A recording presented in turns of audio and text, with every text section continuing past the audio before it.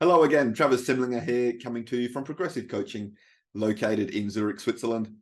And today I want to talk about thoughts, about the thoughts that pop into our heads. Because many people, when they come to me for coaching, say things like, Trav, I've just had so many negative thoughts lately, so many negative thoughts. And what it is I want to make a differentiation in today's session, because we can't always stop the thoughts that pop into our heads. We can have all kinds of crazy and weird and wacky thoughts come at us.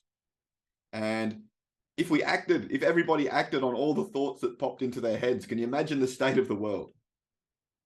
So the differentiation I want to make is that, well, first of all, the first point is there are things we can do upstream to change some of the habitual thoughts that come into our head regularly. If we're having thoughts like I'm not good enough, or I'm a failure, these kind of thoughts, there are definitely things we can do at a deeper level, at a beliefs level, at an identity level, to stop ourselves having these habitual thoughts, definitely.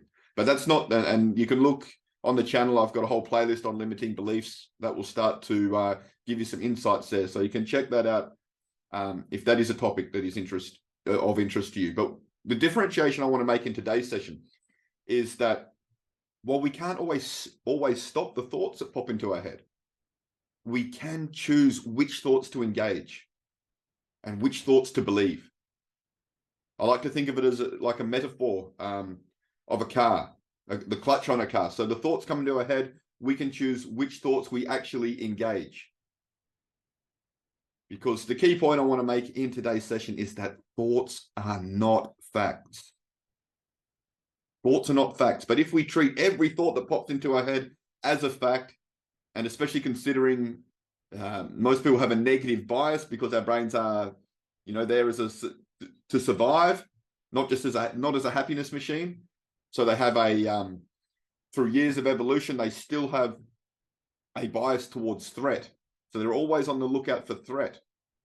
So they want to make note of things that are negative because they see this as a threat. But today's threats are not tribes coming to get us or to kill us, or a lack of food, or dangerous animals, and things like this. Our limbic system these days is triggered by things like emails or traffic or perceived pressure at work, for example.